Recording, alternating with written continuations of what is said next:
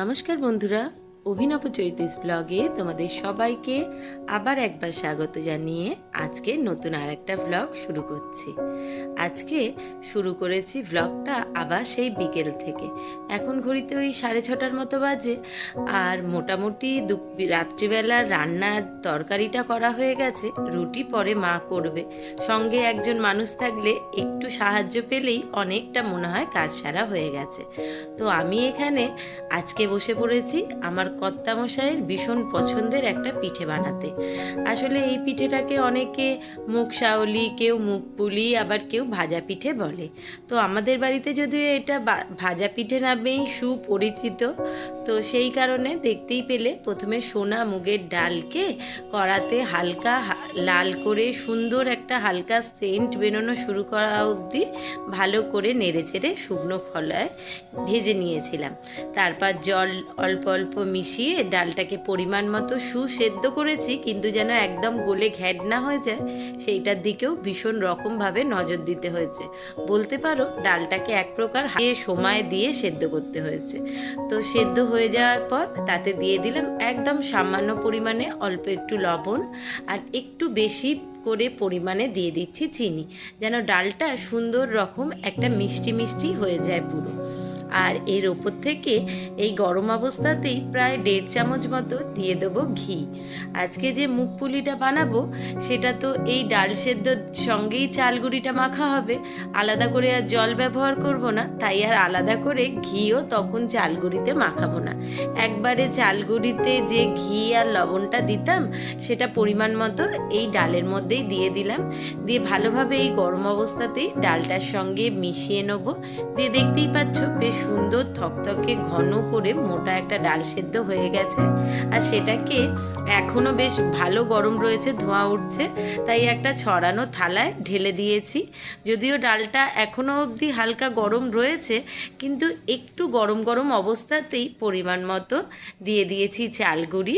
মানে ডালের অনুপাতে চালগুড়িটা পরিমাণে অনেকটাই কম।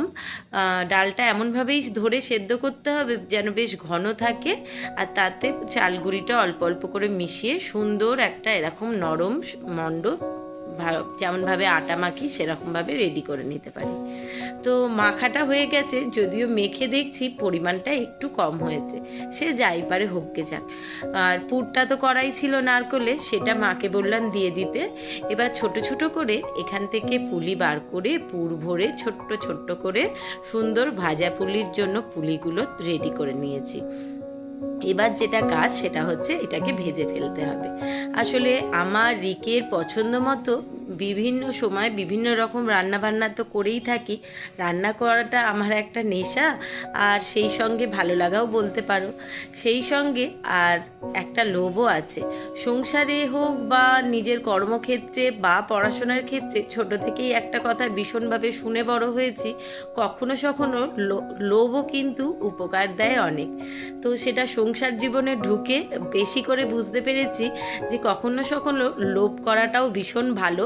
আর লোভ করার একটা ভেতর থেকে তাগিদা থাকলে অনেক কিছু ঝটপট শিখে নেওয়া যায়। আসলে এই ভাজা পুলিটা তোমাদের দাদা আবার খেতে ভীষণ ভালোবাসে। তো আমাদের পছন্দ মতো রান্না তো কম সম বেশি করেই থাকি, তাই জন্য তার পছন্দের রান্নাও মাঝে মাঝে তাকে করে একদম সারপ্রাইজড কিভাবে করে দেয়া যায় সেটাও মাঝে মধ্যে করতে বেশ ভালো লাগে। আসলে তাকে খুশিও তো মাঝে মধ্যে করতে হবে, সে তো সারা বছর ভোর আমাদেরকে খুশি করবে কিভাবে, কোনটায় আমাদের ভালো, কোনটায় আমাদের বেশি ভালো লাগবে, কোনটায় আমাদের সাবধান হওয়া উচিত, সারাক্ষণ আগলে রেখেছে।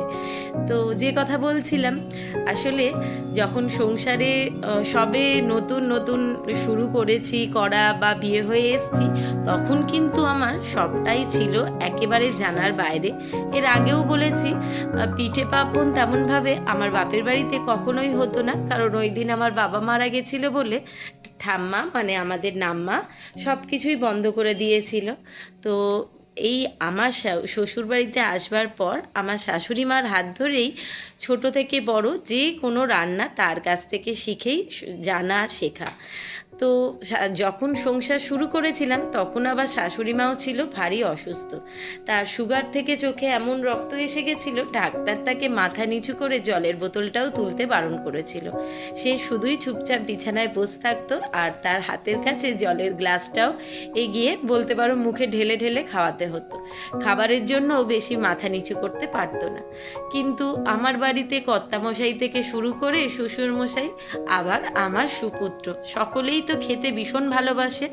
তো তাদেরকেও তো বছরে এই সমস্ত জিনিস এক আধবারই হয়, তাদেরকেও মাঝে মধ্যে তাদের পছন্দের রান্না করে দেবার ইচ্ছা তো আমারও ছিল মনে ভীষণ। সেই সঙ্গে শিখে নেওয়ার একটা চাহিদাও ছিল প্রবল। আর যেটা বললাম, সকলকে ভালো মন্দ রেঁধে বেড়ে খাইয়ে তাদের থেকে সুনাম পাওয়ার লোভও ছিল প্রবল। তো সব মিলিয়েই তিনি বলতেন ঘরে বসে বসে, আর আমি মন দিয়ে তার কাছ থেকে কোন রান্নায় কোন ফোড়ন, কোন পিঠেটা কিভাবে তৈরি করব, কিভাবে কতটা সময় ধরে মাংস কষালে একদম সুসেদ্ধ হবে আর একদম স্বাদে অতুলনীয় হবে, সব কিছু মন দিয়ে শুনে আর হঠাৎ করে সংসারের মাঝখানে পড়ে গিয়ে মানে বলতে পারো নিজের প্রচুর চেষ্টায় আস্তে আস্তে সংসারটাকে গুছিয়ে উঠতে পেরেছিলাম। আর সেই সঙ্গে সকলের মনের মতো কখন যে রান্না করতে শিখে গেছিলাম সেটা নিজের অজান্তে হলেও পরে সকলের মুখ থেকে আস্তে আস্তে ভীষণ রকমভাবে জানতে পেরেছি। কারণ মোটামুটি আমার শ্বশুরবাড়ির দিক থেকে হোক বা শ্বশুরবাড়ির আত্মীয় কুটুমরা হোক বা বাপের বাড়িতে তেমন গিয়ে রান্না বান্না করা হতো না, কিন্তু তাহলেও কেউ কখনো বাপের বাড়ি থেকে এলে যতটুকুনি রান্না বান্না করে খাওয়াতে পারতাম, সকলেই কম বেশি মোটামুটি রান্নার সুখ্যাতি আমার করেই থাকে। আর এটুকুই পাওয়া, কাউকে খাইয়ে তার থেকে সুনাম পাওয়ার যে একটা পরম লোভ বা আত্মার তৃপ্তি শান্তি অন্য কিছুতে আছে কিনা তা আমার জানা নেই। দেখতেই পেলে তোমাদের সঙ্গে ছোট্ট একটা ব্লগ শুরু করে বক বক করতে করতে আমার ভাজা পিঠেগুলো মোটামুটি সব কটাই রেডি হয়ে গেছে। আগে তো গড়ে নিয়েছিলাম পিঠেগুলো, তারপর কড়াতে রিফাইন তেল দিয়ে গ্যাসটাকে একদম লো টু মিডিয়ামে রেখে আলতো হাতে কম কম করে 2-4টে করে পুলি ছেড়ে আলতো হাতে এপাশ এপাশ করে উল্টে হালকা লাল করে ভেজে তুলে রেখেছি। এই পিঠেটা কিন্তু আবার একটু গরম খেতেই লাগে। তো ওদিকে রিকও কোচিন থেকে এসে গেছে, তোমাদের দাদাও এসে গেছে অফিস থেকে বেশ খানিকক্ষণ আগে। এরই মাঝখানে তাকে উঠে চা করে দিয়ে এসছিলাম। আর বললাম মা বাড়িতে থাকলে যেটা সুবিধা হয়, রাত্রিবেলা রুটি করাটা আমার একদম টেনশন থাকে না। কখনো আমি মা মেখে বেলে দিলে মা সেঁকে নেয়, আবার কখনো মা নিজেই আটা মেখে রুটি কটা রেডি করে দেয়। তো আজকে যেমন মা নিজেই আটা মেখে রুটি সেঁকে একদম রেডি করে দিয়েছে। ওদিকে আমার পিঠে ভাজা হয়ে যাওয়ার পর কিছুটা তেল বেঁচেছিল, তো মনে করলাম তেলটাতে অল্প কয়েকটা বেগুন ভেজে রাখি। গরম রুটির সঙ্গে গরম বেগুন ভাজা খেতে আমাদের সকলেরই দারুণ পছন্দ। তো এখন দেখতেই পাচ্ছ বেশ খানিকটা বিউলির ডাল আর এখানে ভিজিয়ে দিয়েছি কামিনী আতপ চাল, 2 রকম মিশিয়ে জলে ভিজিয়ে রাখলাম। মা ওখানে রুটি করে রেখেছে, রাত্রিরের তরকারি রেডি। তো এর খানিকক্ষণ একটুখানি বসে রেস্ট নিয়ে বিছানা টিছানা তৈরি করে মানে ঝেড়ে মশারি টাঙিয়ে এসেই গরম গরম খাবার দাবার বেড়ে একসঙ্গে খাওয়া দাওয়া করব। তো তার আগে চাল ডালটা ভিজিয়ে রাখলাম, কারণ আগামীকাল এইটা দিয়ে অন্য আর একটা কিছু বানাবো বলে ভেবেছি। আর রাত্রিবেলার তরকারি বলতে যেটা বলছিলাম, আলু ফুলকপির তরকারি এখানে দুপুরবেলাই করে রেখেছি। সেই সঙ্গে রাত্রিবেলার জন্য আরেকটু আলাদা করে বানিয়েছি একদম আমার নাম্মার যে রান্নাটা আমার সবচেয়ে বেশি পছন্দ ছিল, মানে অনেক ছোটবেলা হলেও কম বেশি একটু তো মনে ছিলই। রাত্রিবেলা সকালবেলা জলখাবারে অনেক বড় পরিবারে যেটা হয়, রুটি একটা থাকেই জলখাবারে সকলের খাবার মতো। তো নাম্মা ভীষণ এই তরকারিটা বানাতো, শীতের বিট গাজর কড়াইশুঁটি আলু দিয়ে শিম দিয়ে একটা মিষ্টি মিষ্টি তরকারি। এই তরকারিটা আমার আবার ভীষণ পছন্দের, তাই মাঝে মধ্যে আমিও শীতকালে বানিয়ে চেষ্টা করি এটা রাত্রিবেলা রুটি দিয়ে খাওয়ার জন্য। তো চলো, কথা বলতে বলতে অনেকক্ষণ বক বক করা হয়ে গেল। আজকের ব্লগটা তাহলে তোমাদের সবাইকে শুভরাত্রি জানিয়ে এখানেই শেষ করছি।